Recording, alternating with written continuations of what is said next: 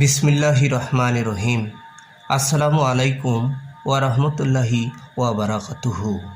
ছোট্ট বন্ধুরা, আসো আমরা শিখি। খালি ঘরে প্রতীক লেখে বড় বা ছোট সংখ্যা নির্ণয় করি।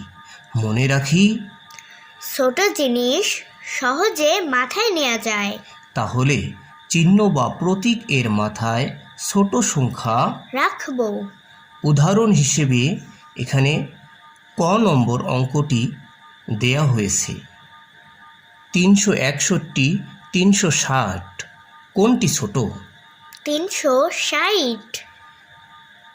তীরের মাথায় বা চিহ্নের মাথায় 360কে রেখে দেওয়া হয়েছে।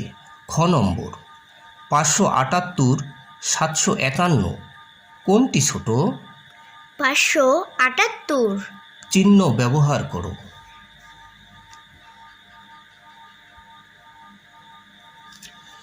গ নম্বর 398, 411। কোনটি ছোট? 398। সুন্দর করে প্রতীক ব্যবহার করো।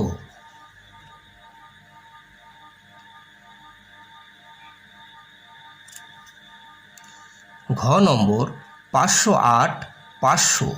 কোনটি ছোট? 500। সুন্দরভাবে প্রতীক ব্যবহার করো।